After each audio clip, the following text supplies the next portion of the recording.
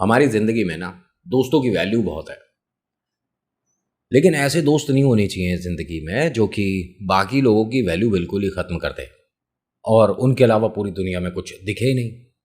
इसका पहला भाग लिंक डिस्क्रिप्शन में है, ज़रूर देखिएगा। तभी आप समझ पाओगे कि आखिर ये नीलम और छाया कैसे इतनी गहरी दोस्त बन गई। नमस्कार, जय भोलेनाथ। मेरा नाम नितिन है, आप देख रहे हैं चाचा के फैक्ट्स।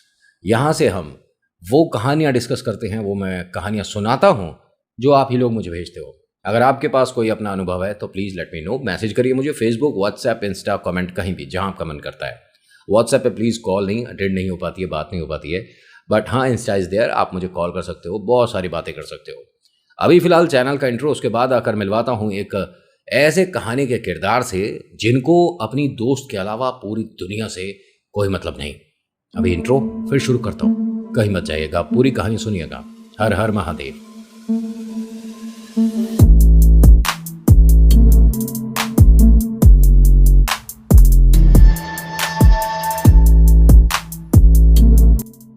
कहानी शुरू करने से पहले एक रिक्वेस्ट है, मैं आपका ध्यान इधर ये नीचे बहुत सारे बटन है, इन पर लाना चाहता हूँ। लाइक है, शेयर है, कमेंट है, जो आपका मन है आप वो दबा सकते हैं। और हाँ, कहानियों में इंटरेस्ट है तो ये जो सब्सक्राइब का बटन है इसका भी इस्तेमाल कर लीजिएगा। सब्सक्राइब करिए, फिर बेल आइकन दबाइए, फिर ऑल के ऑप्शन को दबाइए, तो जब भी मेरी कोई नई कहानी आएगी ऐसे आएगी आपके लिए, बस कि क्या ही बताऊँ, मैसेज आएगा, मतलब आप देख सकते हैं। फिर पिछली कहानी में हम कहाँ तक आ गए थे? पिछली कहानी में एक फ़ोन कॉल के बाद इसका बर्ताव थोड़ा सा बदल गया था। किन के बारे में बात कर रहा हूं मैं? छाया के बारे में बात कर रहा हूं। अब ये यहां से फटाफट से फ़ोन रखकर तैयार होने चली गई। पहले जैसे ही वॉशरूम गई, फ़ोन उठाकर भाई ने देखा तो कोई नंबर है। माँ ने कहा कि एक बार इस पर फ़ोन करके देख कि किसका फ़ोन आया था। भाई ने कहा कि नाम नहीं आ रहा, मैं क्या बोलूँगा। उन्होंने कहा बस तू फ़ोन कर और मुझे सुनवा कि कौन बात कर रहा है वहाँ से। अब इसने फ़ोन कर दिया, स्पीकर ऑन किया। वहाँ से जो बात कर रही थी वो नीलम थी। नीलम ने छुटते ही क्या बात बोली, जी बताइए, कोई बात रह गई थी कि आप जैसा बताएंगे वैसा ही होगा, और जो आप बताएंगे मैं वही लेकर आऊँगी घर से। आप बस मुझे एक बार बता दीजिए आपको क्या चाहिए। माँ ने कहा, मतलब बात करने के लिए। कौन बोल रहे हो बेटा? अरे आंटी नमस्ते, मैं अच्छा नीलम बोल रही हूँ। उनके हाथ से एकदम फ़ोन छूट गया। फ़ोन गिरा, बैटरी वगैरह सब। दोबारा से फ़ोन को सही करके रखा। वो वहाँ वॉशरूम में चिल्लाकर पूछती है कि मेरे फ़ोन को क्यों छेड़ रहे हो? मैंने सुना अभी उसकी बात, उसकी आवाज़ सुनी मैंने। रख दो मेरा फ़ोन, कोई नहीं उठाएगा मेरे फ़ोन को। भाई ने कहा हाँ वो गलती से हमने कॉल कर दिया था, सॉरी, तू अपना तैयार हो और जा। वो बाहर आती है, तैयार होती है, बस गाड़ी का इंतज़ार कर रही होती है और घर में सभी लोग उसे देख रहे होते हैं। मुझे इस तरह से क्यों देख रहे हो सब लोग? बेटा तू ठीक है? हाँ मैं बिल्कुल ठीक हूँ, बस थोड़ा सा सिर भारी सा है, तो आज का ऑफ ले ले। अरे पहला दिन है जॉब का, मैं ऑफ ले लूँ? कैसी बातें करते हो? मैं छुट्टी वगैरह नहीं लूँगी, और आज तो बिल्कुल नहीं ले सकती। मैं बस थोड़ी देर में गाड़ी आ जाएगी, चली जाऊँगी। इसके पास फ़ोन आया कि मैडम गलती से हम आपको पिक करना भूल गए और हम ऑफिस आ गए। इसने कहा मतलब? मैडम हमारे पास अपडेट नहीं हुआ था कि वहाँ से आपको भी लेना है, और गाड़ी तो अब ऑफिस आ गई। आज आप अपने आप आ जाओ, कल से हम रूटीन शुरू कर देंगे। उसने कहा ठीक है, फिर मैं ऑफिस ही नहीं आ रही। जब आपको मेरा इतना भी ध्यान नहीं है कि मैं तैयार बैठी हूँ कि ऑफिस की गाड़ी आएगी, आप ऐसे कैसे कह सकते हैं? इन्होंने कहा मैडम सच में अपडेट होने में देर लग गई, और प्लीज़ आप ऊपर शिकायत मत करिएगा, मेरी नौकरी की बात है। उसने कहा मैं किसी से शिकायत नहीं कर रही, लेकिन ये कोई तरीका नहीं होता। फ़ोन रख दिया। पिता ने, माँ ने, सबने ये कहा कि ये कोई तरीका नहीं है, वैसे ऐसे कैसे हो सकता है?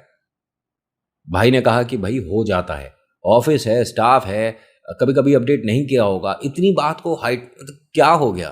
ठीक है, अरे तू अपने आप मैनेज करके चली जाना। उसने कहा हाँ मैं अपने आप जाती हूँ। तभी इसने अपना थोड़ा सामान वगैरह, लैपटॉप वगैरह उठाया। देखती क्या है कि दरवाजे पर कोई नॉक करने ही वाला था। अरे कौन है गेट पर, ज़रा देखना, मैंने अभी किसी को देखा है। भाई जाकर देखता है तो ये दोबारा से नीलम। बताइए। वो मैं यहाँ से निकल रही थी तो सोचा अगर मैडम नहीं गई हैं तो मैं उन्हें लेती हुई चली जाऊँगी। तो भाई ने बस एक बात बोल दी कि तुम्हें और कोई काम नहीं है क्या? पूरे दिन हमारे घर के ही चक्कर लगाती रहती हो। इसने कहा थोड़ा आप आराम से बात करो, ये तरीका नहीं है। आप मैडम के ब्रदर हैं इसलिए मैं थोड़ा रिस्पेक्ट दे रही हूँ, वरना 1 मिनट में सीधा कर देती हूँ मैं। उसने कहा आप भी मेरे से थोड़ा तमीज़ से बात करो, वरना मैं भी 1 मिनट में सीधा कर देता हूँ। अब यहाँ ये जो बातचीत हो रही थी, बिना कुछ सुने कि क्या बात हो रही है, किसकी गलती है, इसने आकर अपने भाई को बहुत उल्टा सीधा बोलना शुरू कर दिया। एकदम बदतमीज़ है, किससे क्या बात करनी होती है, इसे मैनर्स ही नहीं है, मेरी तो ज़िंदगी ख़राब कर रखी है, बस घर में पैसे बेकार करता रहता है। और इन बातों को कोई मतलब नहीं था, ये लड़का बिल्कुल भी ऐसा नहीं है। और ये ना जाने क्या क्या बोले जा रही है। कुछ चीज़ें तो ऐसी बोल रही थी जो कि कोई भाई सुनेगा नहीं, मतलब कि ये क्या बोल रही हो मेरे बारे में। और वो जो सामने है ना मैडम, वो बस हंसे जा रही थी। मतलब ये हल्की हल्की झलक में बहुत कुछ करना जानती है ये जो लड़की थी सामने। अब ना जाने इसे इतना सपोर्ट कहाँ से मिल रहा था और मिल रहा है इस वक्त। होता क्या है कि उसे देखकर मम्मी पापा को भी बुरा लगा और पूछते हैं कि मैडम आप यहाँ कैसे। उसने वही बात जो भैया को बताई है वो बोला कि ऐसा है कि मैं यहाँ से जा रही थी तो मैंने सोचा अगर मैडम नहीं गई हैं तो ले जाती हूँ। तो आप आए कैसे हो? मैं स्कूटी से आई हूँ। तो ऑफिस तो थोड़ा दूर है। नहीं नहीं हम चले जाएंगे, मैनेज कर लेंगे, मैं मैडम को ले जाऊँगी। उसने कहा हाँ हाँ मैं चली जाऊँगी, आप सब चलो, अपना ख्याल रखना। और तू थोड़ा तमीज़ से बात किया कर, कोई घर पर आता है तो जब बात करने की तमीज़ नहीं है।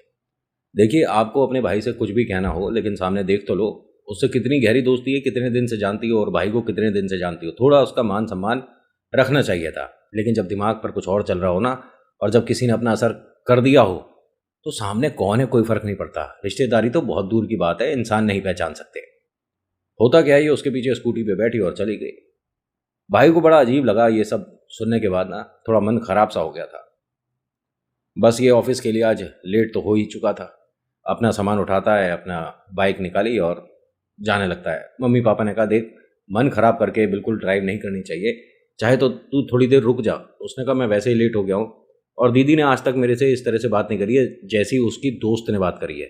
और कितने दिन की दोस्ती है, और आज सुबह क्या कह रही थी, उससे मुझे दूर रहना है, और पता नहीं क्या क्या, और एकदम से दोस्ती बढ़ गई। मम्मी पापा को भी समझ नहीं आया। खैर भाई चला गया अपने ऑफिस, और जो सबसे छोटी बहन है वो अपना कॉलेज के लिए चली गई थी। बड़ी वाली दीदी आप जानते ही हैं कि छाया उसके स्कूटी पर बैठकर ऑफिस के लिए चली गई है। सभी कुछ नॉर्मल था। मम्मी पापा थोड़े से परेशान थे कि उस लड़की का व्यवहार जो है नॉर्मल नहीं है, और कहीं ना कहीं उस पर कोई शक सा हो रहा है, कोई डाउट है, कहीं ये कोई तंत्र विद्या ना करती हो, ना जानती हो, क्योंकि उसके घर वाले भी कुछ नॉर्मल नहीं लग रहे थे। पहली बात मैं आपको बता दूं कि तांत्रिक को पहचानना बहुत आसान नहीं है। उसकी आंखों से आप उसे पहचान सकते हो, बाई चांस अगर आप नज़र मिला पाए तो, और ना मिलाओ तो ज़्यादा बेहतर है। आपको जिस पर डाउट है बस डाउट को डाउट रहने दो और आगे बढ़ जाओ। ज़्यादा कंफर्म करने की ज़रूरत नहीं होती है। माता पिता ने थोड़ी देर इसी विषय पर बात करी। उसके बाद माँ ने कहा कि मेरा तो आज सुबह से सिर घूम रहा है, एक अदरक वाली चाय बनाती हूँ, थोड़ा नॉर्मल होंगी। मेरे को पता नहीं कैसे कैसे ख्याल आ रहे हैं। अब पिता अखबार पढ़ रहे थे। कुछ देर बाद, करीब आधे घंटे बाद, इनके मोबाइल पर फ़ोन आया। माँ कोई रसोई में काम कर रही थी कि हम ऑफिस से बोल रहे थे और हमें पता चला कि उनकी कैब मिस हो गई। पापा ने कहा कि आपके पास मेरा नंबर, आप बात कहाँ से कर रहे हो, क्या मेरी बेटी के ऑफिस से फ़ोन है ये? उन्होंने कहा हाँ हाँ आपकी बेटी के ऑफिस से ही है, और मैं छाया का सीनियर हूँ। मुझे पता चला कि उनको आज कैब लेने नहीं आ पाई, भूल गई, उसके लिए हम माफ़ी चाहते हैं। उनसे कहिए लेकिन ऑफिस तो आए टाइम से, कल से हम मैनेज करेंगे। पापा अखबार वगैरह सब साइड रखते हैं, फ़ोन को और ज़्यादा टाइटली पकड़ते हैं कि क्या बोल रहे हो आप? मेरी बेटी ऑफिस जा जा चुकी है। उन्होंने कहा लेकिन सर अभी तक छाया ऑफिस नहीं आई है। आप उनके मोबाइल पर फ़ोन किए? हाँ सर, तभी हम आपको डिस्टर्ब कर रहे हैं, उनका फ़ोन ऑफ है।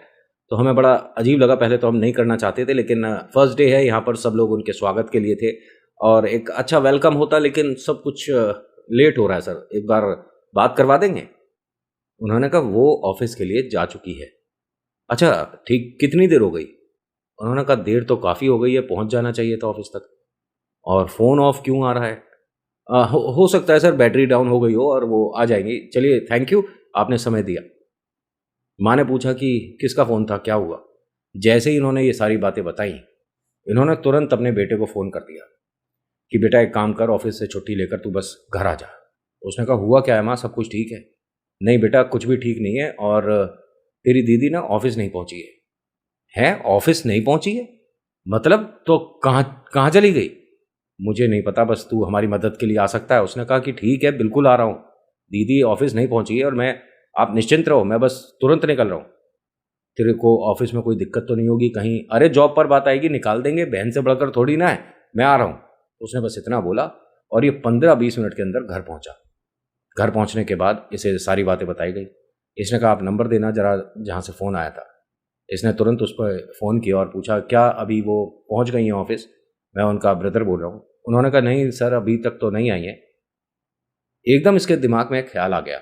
उसने कहा अच्छा हाँ, मुझे याद आ गया, आप एक काम करिए, मेरे पास से नंबर मिस हो गया है, वो नीलम है ना आपके ऑफिस में? उन्होंने कहा हाँ हाँ, नीलम ऑफिस है, और वो भी अभी आई नहीं है। लेकिन नहीं नहीं, मैं जानता हूँ, ये दोनों हो सकता है कि वो जो इनकी तीसरी फ्रेंड है ना, कॉमन फ्रेंड, उसके घर रुक गई हूँ, और एक काम करिए, आप मुझे नीलम का नंबर दीजिए। उन्होंने कहा ठीक है, हम नीलम का नंबर देते हैं, और सर एक काम करिए ना, आप नीलम के घर पर जाकर देख लीजिए प्लीज़। अरे हाँ, ये ज़्यादा सही रहेगा, आप नंबर और मुझे एड्रेस और बता दो। उन्होंने कहा बस ठीक है, मैं ऑफिस से फ़ोन करवा देता हूँ। 5 मिनट में इनके पास ऑफिस से फ़ोन आ गया कि ये नीलम का नंबर है और ये उसके घर का पता। अब इनके पिता ने कहा कि मैं भी साथ चलूँगा। नहीं नहीं, आप मत जाओ, मैं जाता हूँ। लेकिन बेटा, मुझे समझ नहीं आ रहा कि ये सब क्या हो रहा है, और मन बहुत बेचैन है, मैं घर पर नहीं रुक पाऊंगा। इसने कहा पापा आप रुको, मैं अपने दोस्त को फ़ोन करता हूँ, वो गाड़ी लेकर आता है। इसने अपने किसी दोस्त को फ़ोन करा कि बस गाड़ी लेकर 10 मिनट में घर पर पहुँच। उसने कहा सब कुछ ठीक है? कह रहा कुछ ठीक नहीं है, और बात कुछ गंभीर होती जा रही है, तू बस घर आ जा। वो फटाफट से इसका दोस्त इसके पास आया, उसे सारी बातें बताई। उसने कहा ये एड्रेस मेरी मौसी रहती हैं, उनके घर के काफ़ी पास है, एक मिठाई की दुकान है, जस्ट उसके बराबर वाला घर हुआ ये तो। चल चल, मैंने देखा है। अब ये दोनों फटाफट से गाड़ी में बैठे, अब सीधा उसके घर पहुंचे, वहां पर ताला लग रहा है। ये अब और ज़्यादा परेशानी बढ़ गई। नीलम के मोबाइल पर फ़ोन किया तो उसका फ़ोन ऑफ है। अब ये दोनों गाड़ी के बाहर खड़े हुए बड़े टेंशन में थे। तभी वो जो बराबर वाले मिठाई के दुकान के मालिक हैं, वो बाहर आते हैं, पूछते हैं कि बेटा क्या हो गया, सब कुछ ठीक है? अरे कुछ ठीक नहीं है, बस ये घर पर मैं आया था किसी काम से, अब ये लोग ताला लगा कर चले गए हैं। इन्होंने कहा जी इनका ना मानसिक संतुलन ठीक नहीं है। मतलब? अरे सब लोग अंदर ही हैं, और गेट में ऐसे हाथ बाहर लाएंगे और ताला लगा देंगे, चाबी, और सब लोग अंदर हैं। मतलब घर में लोग हैं, हाँ, कोई जो रहते हैं वो तो हैं ही, और कोई एक लड़की भी आई है, वो पता नहीं। ऐसा है ना, मैं तो जी भूत प्रेत वाले लोगों से ना बात ही नहीं करता हूँ। मतलब अरे ये पूरा घर ना, रात रात दिन रात पता नहीं कैसी कैसी इनके घर से आवाज़ें आती रहती हैं, और आसपास के लोग 2-3 तो ऐसे हैं जो कि मकान यहाँ से बेच कर चले गए इनकी वजह से। मतलब आप कुछ बताओगे? ये डर डर के भैया बात कर रहा था। अरे हमारी दुकान जैसे दिवाली होली के आसपास हम थोड़ा देर तक खोल लेते हैं, और ऊपर वाले फ्लोर पर हमारे मिठाई वगैरह बनती है। तो हमने इनकी छत देखी है, पूरी छत पे न जाने कितने इन्होंने वो टोटके जो होते हैं ना, जो हम सड़क पर देखते हैं होली दिवाली, पूरी छत पर इनके टोटके ही पड़े हैं। इन्हें मतलब छत पर हमने बैठे हुए देखा है, अलग अलग तरीके से चारों कोने में बैठते हैं, पता नहीं क्या करते रहते हैं। ऐसे घर में बेटा आना जाना मत करो, ये लोग ठीक नहीं है। अब भाई को गुस्सा भी आ रहा है और तरस भी आ रहा है। गुस्सा इस बात से कि तुम सबकी हिम्मत कैसे हुई, मेरी बहन यहाँ पर कैसे है, और तरस इसलिए कि मेरी बहना जो भी बोल रही थी वो नहीं, कोई और बोल रहा था उसके माध्यम से। इसने कहा अपने दोस्त से कि एक काम करता हूँ, मैं पुलिस को लेकर आता हूँ। उसने कहा नहीं, पुलिस को एकदम से इन्वॉल्व मत कर, दीदी की बात है, पहले हम ही देख लें। मैं 2-3 लड़कों को यहाँ जानता हूँ, अभी बुलवाता हूँ। उसने फ़ोन करा, यहाँ पर करीब 8-10 लड़के आ गए। हाँ बताओ भाई क्या बात हो गई? सब कुछ बताया गया। यहाँ पर आकर घंटी बजाई गई। अंदर से नीलम आती है। हाँ भैया नमस्कार, कैसे आना हुआ? दीदी को भेज। देखो तुम्हें बात करने की सच में तमीज़ नहीं है, वो कुछ कर रही है। दरवाज़ा खोलो अभी, और दीदी को भेज अभी, वरना यहाँ पर वो हाल दिखाऊंगा। नहीं नहीं, आप कुछ नहीं कर पाओगे, और दरवाज़ा तो अभी 15 मिनट लगेंगे, खुल जाएगा दरवाज़ा, मैं 15 मिनट में खोलती हूँ। उसने ईंट उठाई और ताला तोड़ दिया कि भाई अंदर बहन है, तू कितने ही दरवाजे बंद कर ले, कितने ही मोटे ताले लगा ले, सामने भैया खड़ा है उसका। उसने दरवाजे पर लात मार कर खोला तो यहाँ के लोग एकदम देखने लग गए कि क्या बात हो गई भाई। एक तो लोगों को पता था कि ये घर किसका है, कैसा है, यहाँ लोग कैसे रहते हैं, इनसे लोग बात नहीं करते, और ये लड़का कितना एकदम बिना डरे ऐसे जा रहा है घर में। अंदर गया तो उसके मम्मी पापा, उसका भाई, और सामने ये एक कुछ बना रखा था बैठे हुए थे। अपने दीदी का हाथ पकड़ा और जैसे ही उसने खींचने की कोशिश करी तभी उसने घुर्राना शुरू कर दिया। दीदी ने अजीब तरीके से कुछ बोलती है, उसने कहा हाँ हाँ सब कुछ ठीक है, सब ठीक है। अपने दोस्त को आवाज़ दी कि 1 मिनट आना ज़रा, दीदी की मदद करो और उठाकर इन्हें गाड़ी में रखो। उनको जैसे तैसे करके मदद करी गई और आसपास के सभी लोग इनको सपोर्ट कर रहे थे कि अच्छा हुआ बेटा तुम सही समय पर आ गए, सही वक्त रहते आ गए। इन लोगों को तो समझ ही नहीं आता, इन लोगों की तो शिकायत कर देनी चाहिए और ना जाने क्या क्या। पहली बात, आप कंप्लेंट क्या करोगे? ये अपने मन से स्कूटी पर बैठ कर पीछे आई है, ये आराम से बैठी हुई है, क्या क्या प्रूव कर लोगे, क्या साबित कर लोगे? भूत प्रेत आत्माओं को कोर्ट में या पुलिस के सामने साबित करना बड़ा मुश्किल हो जाता है। इंसान हो तो पुलिस उस पर अपनी कार्रवाई करके 2 मिनट में सच निकाल ले, भूत प्रेत से कैसे? गाड़ी में जब इसे बिठाया तो ये घर तक अजीब अजीब तरीके से आवाज़ें कर रही थी, घुर्रा रही थी, अपने आप को बार बार नोच रही थी। इसके भाई ने दोनों हाथ पकड़े, घर तक आए। आने के बाद दीदी जब घर के अंदर आई तो इनकी हालत देखकर मम्मी पापा को बड़ा अजीब लग रहा था, डर लग रहा था कि इसे क्या हो गया है। जो साथ में दोस्त गए थे ना, उनमें से 2 लोग ऐसे थे जो कह रहे थे कि घर में लाने के बजाय तुम्हें बालाजी चले जाना चाहिए, दीदी पर उन्होंने कुछ छोड़ दिया है, ये कोई प्रेत है। तो भाई ने कहा कि भाई एकदम से तो नहीं जा सकते, और मैंने सुना है कि घर पर भी मतलब लोग ठीक कर देते हैं, मैं किसी को लेकर आऊँगा। अरे किसे लेकर आएगा, किसे बुलाएगा? आधे से ज़्यादा लोग ना सिर्फ पैसा बना रहे हैं, मूर्ख बना देते हैं। 2-3 बातें बता देंगे कि अब ये ठीक है, इस पर जो भूत था हमने उतार दिया है। मैंने देखा है, मेरे रिलेशन में कोई हैं, कम से कम 1.5 साल तक उनका पागल बनाता रहा एक आदमी, और ना जाने कितना पैसा उसने खींच लिया। तब जाकर हमें किसी ने बताया कि भैया इधर उधर जाने के बजाय सीधा जो सही दरबार है ना वहाँ पहुँच जाओ। इन्हें कालीन वाले बाबा की भी बताई गई थी, लेकिन वो घर से काफ़ी दूर था। मेहंदीपुर बालाजी पास था और असरदार भी था। इनका जाना नहीं हुआ। आज पूरे दिन कोशिश करते रहे, लेकिन 7-8 बज गए शाम के, तो अब इस वक्त जाना बनता नहीं है, कल सुबह निकलेंगे। भाई साहब 2 दिन के अंदर इनकी दुनिया पलट गई। नौकरी तो छूट गई, नौकरी तो मतलब ही नहीं है कि अब हो पाए, क्योंकि अगले दिन ऑफिस वालों ने भी कह दिया कि जब आपको ही समय की और ऑफिस की वैल्यू नहीं है तो हम भी किसी और को हायर कर लेंगे। इतनी भी हमें कोई ऐसा नहीं है कि आप ही के साथ जॉब करनी है, आप ही के साथ हम अपना फ्यूचर देख रहे हैं, ठीक है। और ऐसे में रखेगा भी कोई नहीं, जब तुम वैल्यू नहीं कर रहे ना समय की ना कंपनी की, तो वो क्यों तुम्हारे को सिर पर रख कर चलेंगे। शाम 7-8 बजे तक इनका जो दोस्त है वो घर पर ही था। जो भी काम करना है, बाहर जाना है आना है, वही कर रहा था कि तू दीदी के पास रुक और बाहर के सारे काम मैं करता हूँ। ये किसी से मिलने गया, कोई भगत कहूँ या मौलवी कहूँ, उन्होंने बताया कि आज तो कुछ हो ही नहीं सकता। कोई दिन होता है जैसे अमावस्या होती है ना, ऐसे ही उतारे के लिए एक ऐसा दिन होता है, मतलब उसे ये अपनी भाषा में कुछ बोलते हैं। जैसा मुझे जो बताया उसी तरीके से मैं आपको समझा रहा हूँ कि उस दिन उतारे नहीं हो सकते, उस दिन सभी आज़ाद होती हैं, ये आत्माएं। तो ये प्रेत घर के अंदर तो है, लेकिन ये आप कुछ भी कर लो, मतलब ये तक बोला था इन्होंने मुझे, वैसे मुझे यकीन नहीं है ऐसा हो सकता है। कहते हैं कि अगर आप चालीसा भी पढ़ोगे ना, तब वो अपनी सुनने की शक्ति बंद कर दे, को कुछ नहीं सुनाई देगा उसे।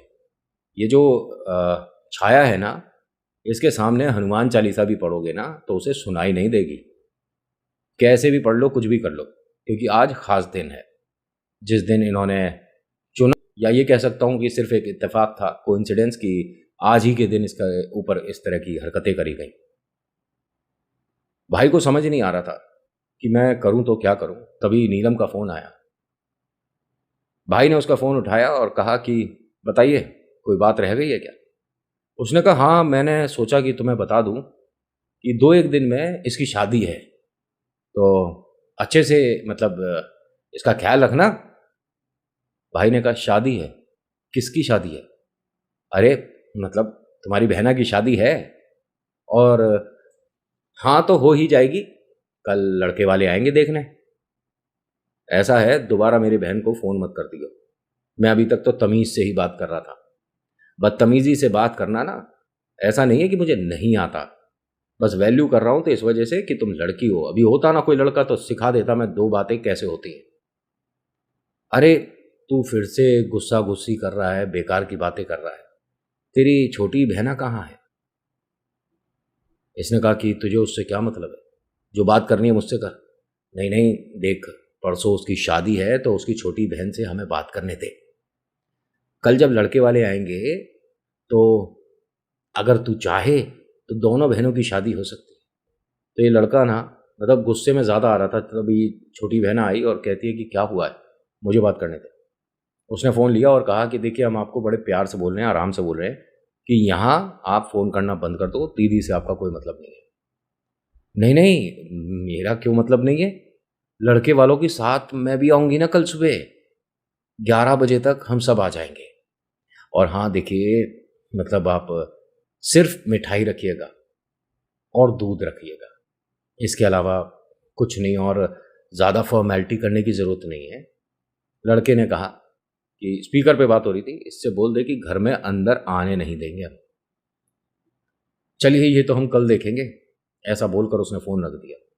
मम्मी पापा को बिल्कुल समझ नहीं आ रहा था, और वो मतलब किसी और ही जोन में थी। लड़की आराम से बैठी हुई है, कभी कुछ बोलने लग जाती है, कभी कुछ बोलने लग जाती है, और 8-10 बार इसने अपने आप को स्क्रैच करने की कोशिश करी। निशान बड़े अजीब अजीब से बनाती है। निशान जब बन जाता है, जैसे इसने इस तरह से खरोचा, अपने आप को देखा, फिर उसे स्मेल कर रही है, अपने हाथ को खरोचती है, फिर उसे स्मेल कर रही है। और हाँ, कुछ इसके घर में आने के बाद दुर्गंध सी तो आ रही थी। मतलब जब ये एकदम घर में आई है ना, तो एक अजीब सी बदबू, जैसे मतलब बहुत बुरी सी कोई बदबू आ रही थी इसके आसपास से। 2 बार माँ ने इसे ज़बरदस्ती कह के नहलवाया कि भैया, क्योंकि हम जो सुनते हैं कि कहते हैं कि पानी में गंगा जल की कुछ बूंदें डालकर नहला दो, सिर पर पानी इस तरह से पड़ना चाहिए, बहुत सारी बातें हम सुनते हैं। तो माँ ने सभी कुछ ट्राई कर लिया, लेकिन किसी का भी कोई असर नहीं, क्योंकि आज उतारे नहीं होते। रात के तकरीबन 11:30 बज गए थे। घर में सभी लोग जाग रहे थे, सभी परेशान थे। परेशान कम, डर में ज़्यादा थे कि इसके साथ ये हो क्या रहा है, इसे क्या खिलाया है, इस पर क्या वशीकरण हुआ है, कुछ नहीं समझ आ रहा। और वो बहुत ज़्यादा वियर्ड हरकतें करने लग गई थी, जानवर के जैसे, या कभी कभी जैसे करीब 5 साल का 6 साल का बच्चा बात करने लग जाता है, उस तरह से तुतलाकर बात करने लग जाती है। पर्दे के पास खड़ी हो गई, छुप गई, फिर भाई से कहती है कि मुझे ढूंढ। और मतलब उसकी हरकतें जो हो रही थी ना, उस पर हंसी नहीं आ रही थी। जो मैं आपको बता रहा हूँ, हो सकता है आपको हंसी आए कि इतनी बड़ी लड़की इस तरह से कर रही है कि भाई पर्दे के पीछे छुप गई और वो कह रही है मुझे ढूंढ, लेकिन जब सामने हो रहा हो ना ये, तो पता पड़ता है डर किसे कहते हैं। और इसे बस घर से बाहर नहीं, किसी भी तरह से रोका जाए, नहीं जानी चाहिए। और ये घर से बाहर गई भी नहीं, क्योंकि वो जो 4 लोग हैं ना, जो गाइड कर रहे हैं, उन्होंने बोल रखा है कि ये कहीं नहीं जाएगी। शायद इसी वजह से ये रुकी रही। 3 बजे करीब या 3:15 के आसपास सभी को झपकी सी आनी शुरू हो गई। माता पिता को बोलता है भाई कि हम दोनों यहाँ पर हैं इसके साथ, आप जाओ सो जाओ। बहना ने भी कहा कि मम्मी पापा आप जाकर सो जाओ, दीदी भैया के साथ मैं यहाँ पर हूँ, और मुझे नींद आएगी तो भैया जागेगा और भैया को नींद आएगी तो मैं जागूंगी, लेकिन इसके पास से हम हटेंगे नहीं। इसे हिम्मत कहते हैं कि जब तुम्हें पता हो कि सामने वाले पर प्रेत है और तुम उसके साथ रुक रहे हो। अब माता पिता को इनको कमरे पर छोड़ दिया कि आप आराम करो, सुबह चलेंगे, देखते हैं कहाँ जाना है, क्या करना है। बहना को, भैया को, दोनों को झपकी आ गई। वो दबे पांव धीरे धीरे इन दोनों के पास से निकल रही थी। भाई हाँ, थोड़ी सी नींद में था, लेकिन कच्ची नींद में था। भाई को एक आदमी की आवाज आई, धीरे धीरे चल सामने, कोई आना नहीं चाहिए, आराम से तुम मेरे पास तक आ। भाई एकदम से उठ गया और देखता क्या है कि वो दीवार के पास धीरे धीरे छुपती हुई इन दोनों से जा रही है। भाई ने एकदम हाथ पकड़ लिया, कहाँ जा रही है? अब ये रोने लगी। और इतनी तेज तेज चिल्ला चिल्ला कर रोने लगी कि आसपास के 10 घरों तक आवाज जाए। बहना भी उठ गई, माता पिता भी उठ गए और सब कमरे में आ गए, लाइट वगैरह ऑन कर दी और एक तरह से इसे रोकने की कोशिश कर रही है। बार बार निकलने की कोशिश करती है कि कमरे से मेरे को बाहर जाना है। इसे रोकते रहे और ये सब कुछ होता रहा। सुबह तकरीबन 4:30-5 बजे करीब इनकी डोरबेल बजती है। बाहर गए तो डोरबेल किसने बजाई है ये नहीं पता चला, लेकिन वहां सामने गेट के कोई कुछ रख गया। समझ गए? पिता ने देखा था ये और वापस आकर कहते हैं कि अभी कोई बाहर नहीं जाएगा और बेटा एक काम कर, बाथरूम से एक बाल्टी पानी भर कर ला और गेट के पास फेंक दे पानी। उसने कहा पापा क्या है, कौन था, घंटी किसने बजाई थी? पापा ने कहा कि सब कुछ बाद में, पहले जो मैं कह रहा हूँ बेटा कर। इसने पहले जाकर गेट पर देखा, हाँ कोई रख कर गया है ज़मीन पर। ये गया, पानी भर कर लाया और उस पर इस तरह से पानी छोड़ा कि वो बह जाएगा। उसमें थोड़ा सा सिंदूर भी था शायद, जिसकी वजह से इनका फर्श पूरा लाल हो गया। जितना डरावना नहीं होना चाहिए था उतना डरावना हो गया। इसने जैसे ही देखा कि अरे ये तो पूरा फर्श ही खराब हो गया, अंदर से झाड़ू लेकर आता हूँ और पहले पानी से और झाड़ू से इसे सबको साफ करता हूँ। वो अंदर आया, झाड़ू ढूंढ रहा था, तो पापा ने कहा कि ये क्या करा है तूने, पूरे कमरे में ये क्या, पैर तेरे किस में हो रहे हैं? मेरे पैर किस में, मैं समझा नहीं। पूरे घर में ये लाल लाल छाप पैरों की कहाँ से आ गई, क्या करके आया तू? उसने अपने पैर देखे तो नीचे कुछ भी नहीं है, उसके पैर गीले हुए ही नहीं थे। अपने पिता को भी दिखाता है कि नहीं नहीं मेरे पैरों के निशान नहीं है। अब वो वहां बैठी बैठी हंसने लग गई। आ गए आप, यहां बैठिए मेरे सामने। मैं कल आना चाह रही थी, ये तीनों चारों लोग मुझे जाने नहीं दे रहे थे। मेरे को आपसे शादी करनी है, मैं बिल्कुल आपसे शादी करूंगी। अब मम्मी पापा कहते हैं कि ये क्या हो रहा है बेटा घर में? भाई को अब बिल्कुल नहीं समझ आ रहा। पहली बात, ये बाहर गया ही नहीं था, इसने बस गेट खोलकर वहीं पानी डाला था और वो तो सब हो गया, सिंदूर से सारा लाल फर्श। और जब ये अंदर आया तो इसके पीछे पीछे शायद कोई आ गया। इसने पापा से कहा कि आप एक काम करिए, दोनों जने इसी कमरे में रुकिए, मैं और छोटी पूरे घर को साफ करते हैं। इन्होंने खूब कोशिश करी, लेकिन वो सिंदूर के जो पैर के निशान है वो मिट नहीं रहे थे। तभी इनका दोस्त आया, कहता है कि मैं अपने साथ किन्हीं को लेकर आया हूँ और उन्होंने बताया कि हमें मेहंदीपुर जाना है और 3 बजे से पहले पहुँचना है, तू फटाफट से दीदी को लेकर चल। और वो बाहर गाड़ी में ही है। नहीं भाई मैं नहीं आ सकता। लेकिन ये तेरे घर में क्या हुआ है, ये लाल लाल पैर के निशान कैसे हैं? भाई मैं कुछ नहीं बता सकता, मुझे कुछ नहीं समझ आ रहा। वो जो तेरे साथ आए हैं क्या वो घर में आ सकते हैं? हाँ हाँ तू 2 मिनट रुक, मैं उन्हें बुला कर लाता हूँ। वो गेट पर आकर रुक गए और उन्होंने देखा घर के अंदर सब। आवाज़ दी, इनके भैया को बुलाया गया बाहर और कहते हैं कि बेटा एक काम कर, फिटकरी है घर में? उसने कहा हाँ हाँ फिटकरी है। उन्होंने कहा फिटकरी को एक पानी में डाल दे और फिर इसे पहुँच, जहाँ तक निशान है सब पहुँच, फिर मैं अंदर आ रहा हूँ। इन्होंने ऐसे ही करा दोनों ने, मतलब बहन भाई ने। और हाँ एक बार में निशान हट रहा था, वरना ना जाने कितना पानी साबुन पता नहीं क्या क्या कर लिया, लेकिन निशान नहीं हट रहा था। फिटकरी बस उस पानी में डाले रखी और इन्होंने पोंछा सा लगाना शुरू कर दिया, बिल्कुल नॉर्मल होता चला गया। जब सब कुछ हो गया तो बहना से बोलते हैं कि रसोई से 2 मुट्ठी नमक की लेकर आओ। वो लेकर आई।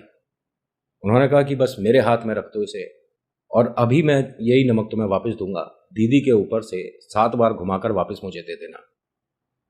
दीदी अंदर ही है? हाँ हाँ। उन्होंने ऐसे ही करा।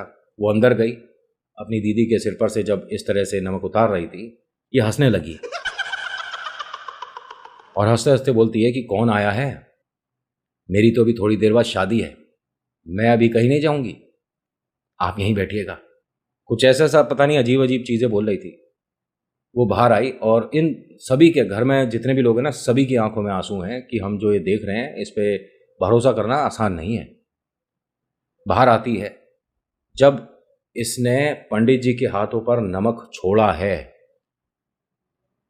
तो 100% कन्फर्म है सभी को कि ये नमक ही लाई थी, लेकिन काला हो गया ये, मतलब राई के जो कलर होता है ना उस तरह का था। इन्होंने कहा कि उस पर बहुत बड़ा कर रखा है जिसने भी कर रखा है।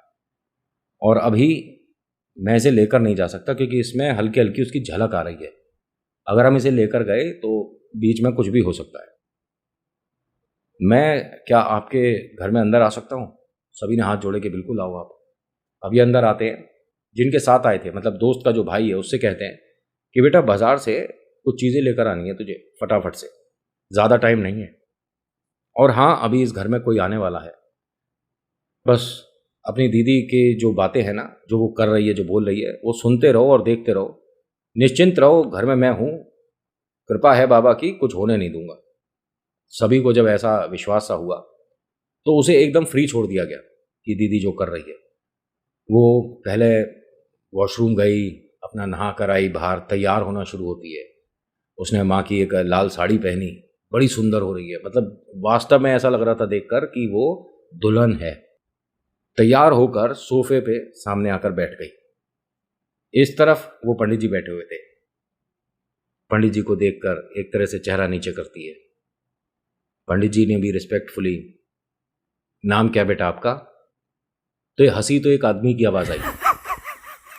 बात बना रहा है तू, बात बना रहा है। अभी लेकर जाने वाला हूँ इसे। ये कहीं नहीं जाएगी, उठाकर देख लीजिए, कहीं नहीं जाएगी। और ये कौन बोल रहा है? कोई तीसरा नहीं है, ये छाया ही है जो बोल रही है। गेट पर किसी ने आकर नॉक करा। एकदम इसने घूंघट कर लिया। अपने मम्मी से बोलती है, अपनी मम्मी का नाम लेकर, जा दरवाजा खोल, लड़के वाले आए हैं।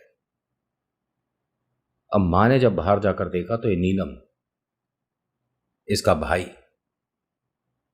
और कोई आदमी और था, पता नहीं कौन है ये।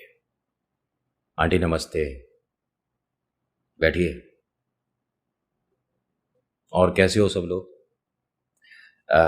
ये दुल्हन है, मेरी दोस्त है, शादी करेगी ना? उसने हाँ में सिर हिला दिया। तू कौन है, यहां क्यों बैठा है?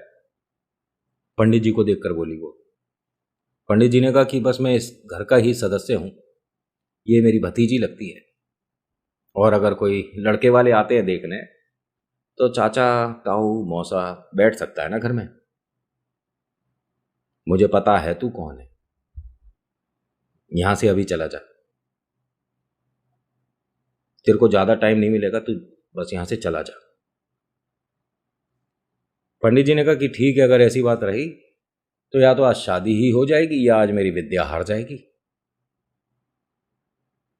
तू मुझे कह रहा है? मैंने तुझे साफ साफ बोला है यहां से चला जा, नहीं तो तुझे ये ही भेज देगी। खड़ी हो जा फटाफट से, और इसे मना कर, यहां पर नहीं बैठना है। अब ये जैसे ही खड़ी हुई, किन के बारे में बोल रहा हूं मैं? छाया के। और ये बोल कौन रहा है इसे सब कुछ करने को, समझ गए? नीलम, इनके भैया और वो जो आदमी था पता नहीं कौन है, वो चुपचाप बैठे। एक चीज बताऊं, इन दोनों का कोई हाथ ही नहीं है इस सारे खेल में। वो तो एक तरह से वही सब कर रहे हैं जो ये लड़की नीलम करवा रही है। ना भाई का हाथ था इसमें, ना वो जो तीसरा आदमी है उसका। ये इतनी पढ़ी लिखी है, पढ़ी लिखी इन द सेंस कि हाँ, जानती है ये करना, भयंकर करना जानती है। छाया एकदम से खड़ी होती है और पंडित जी के पास आकर खड़ी हो जाती है। पंडित जी कहते हैं कि बिटिया, तुझे कुछ कहने करने की जरूरत नहीं है, तू बैठ जा जाकर।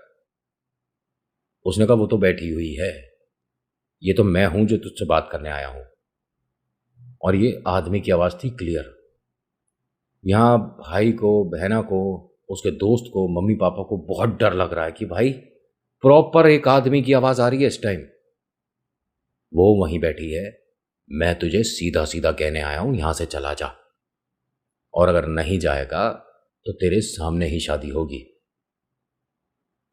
नीलम कहती है कि बैठ जा बैठ जा बैठ जा बैठ जा, ये आ गए, इनसे तेरी शादी है। हाँ, आप यहां बैठिए। और कोई नहीं दिख रहा किसी को। रोंगटे खड़े हो गए थे घर में सभी के कि ये क्या कर रही है, हमारे घर में हमारे सामने बैठी है और हम कुछ नहीं कर पा रहे। तभी पिता ने गुस्से में बोला कि पंडित जी, ये हो क्या रहा है हमारे घर में? आप कैसे पंडित है, कैसे भगत है?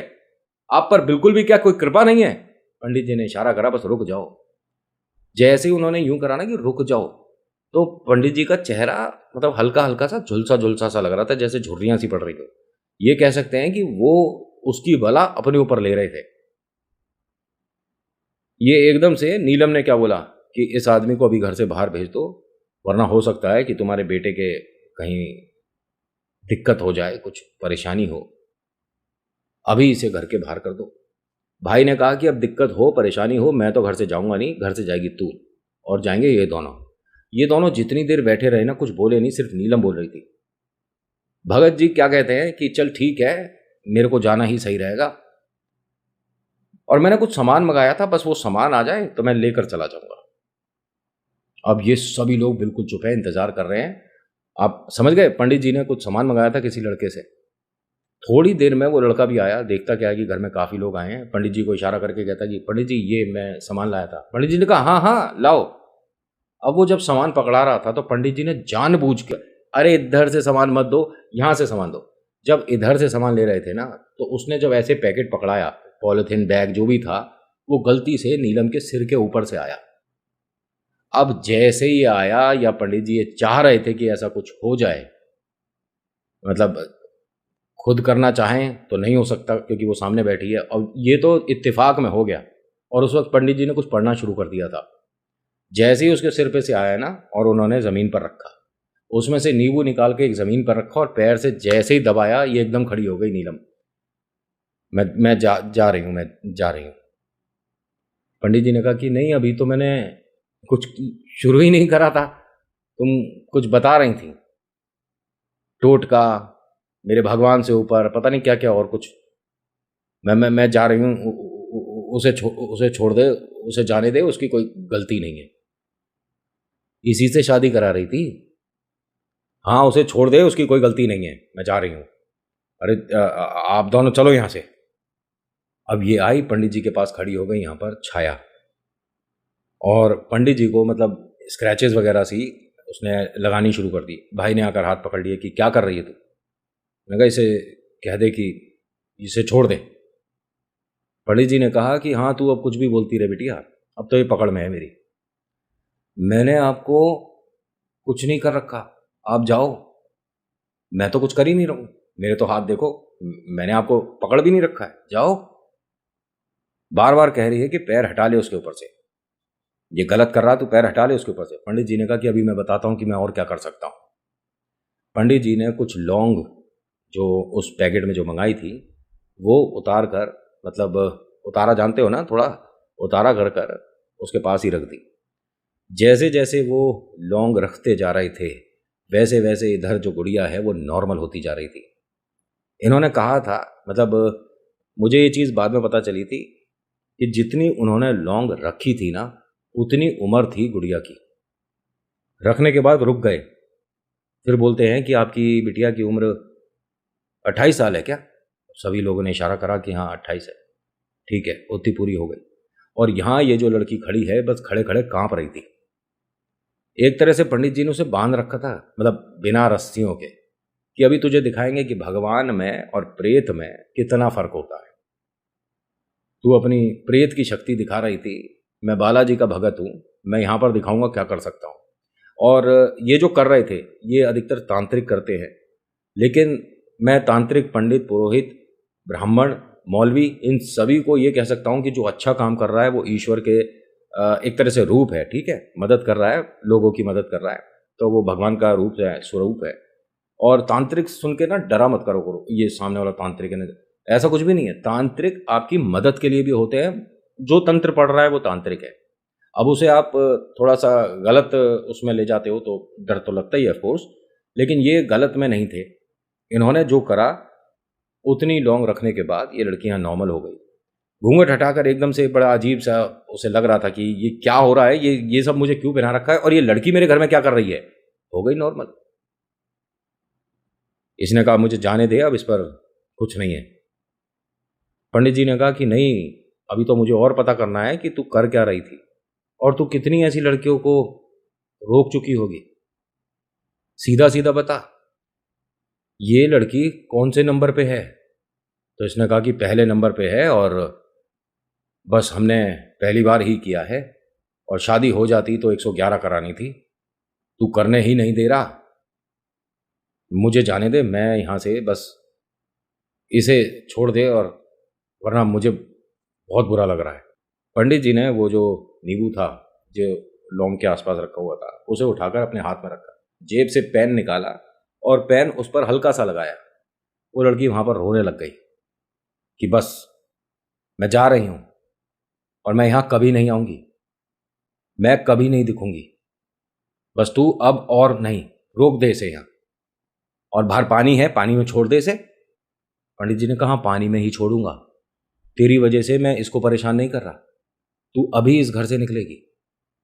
और हाँ, मैंने जो वादा किया है पानी में छोड़ूंगा, लेकिन यहाँ नहीं, बहते पानी में छोड़ूंगा। अब यहाँ से वो लड़की एकदम से इन सभी से नज़र बचाती हुई, ज़मीन को देखती हुई, उल्टे पांव इस कमरे से बाहर। बड़ी अजीब बात बताऊं, 3 दिन बाद इसका भाई उस तरफ चक्कर लगाने गया था तो वो फैमिली रातों रात गायब हो गई। कैसे हुआ किसी को नहीं पता, और बहुत बाद में तो ये भी पता चला कि ये सभी लोग किराए पर रहते थे, और किराए पर भी क्या, मतलब मकान मालिक कहीं देश विदेश में रहता था, उसे पता नहीं, ये ऐसे ही रह रहे थे। मैं कमाल की बात चल रही है नहीं, लेकिन आसपास के लोगों को बड़ा सुकून है कि हाँ भैया ऐसे लोगों से अब छुट्टी मिली। लेकिन पंडित जी ने जाते जाते एक बात और बोली थी कि उसका काम यह अधूरा रह गया। ये हो भी सकता है कि लड़की जगह तो छोड़ देगी लेकिन मानसिकता नहीं छोड़ेगी। हो सकता है कि वो लड़की अब कोई दूसरी छाया को ढूंढ रही हो। थोड़ा सा आपको ध्यान देने की ज़रूरत है, ये चीज़ें ज़्यादा बढ़ती जा रही हैं। उतारे के लिए पंडित जी ने यहाँ से इसको एक नदी पड़ती है इनके घर के पास, वहाँ प्रॉपर पूजा करके छोड़ा। जो गुड़िया है ये मेहंदीपुर बालाजी होकर आई थी, लेकिन इस पर कोई प्रेत नहीं था। वहाँ पहुँचने से पहले बाबा के जो भगत है ना, उन्होंने उतारा कर दिया था, लेकिन उन्होंने कहा कि मैं तो देखो हनुमान जी के पैरों की धूल हूँ, लेकिन आपको आशीर्वाद लेने तो बाबा के पास जाना पड़ेगा। इस पर जो है या था वो साधारण नहीं था, बहुत भयंकर था। ये मेहंदीपुर बालाजी होकर आए हैं और ये कहते हैं कि नितिन उसके बाद से हमारे को कभी भी ऐसा अजीब भूत प्रेत वाला कुछ एक्सपीरियंस नहीं हुआ, लेकिन कुछ दिन वो जो थे इससे भयानक हमारी ज़िंदगी में नहीं थे। और आपका ये विश्वास, आपकी कहानी तो आपने जो मतलब अनुभव जो मुझे भेजा, दिसंबर में भेजा था और वक्त अब आया, इतना विश्वास और इंतज़ार के लिए बहुत बहुत धन्यवाद। बाकी आप लोग भी अपने अनुभव को मेरे साथ शेयर कर सकते हो, जैसा भी है, जितनी भी देर का है, आप मुझे सुनाइए, बताइए। मैं कोशिश करूँगा अच्छे से अच्छे तरीके से उसे समझाया बताया जाए। So thank you so much for watching. मेरा नाम नितिन है। मुलाकात करूँगा आपसे अगली वीडियो में। हर हर महादेव, जय भोलेनाथ। धन्यवाद।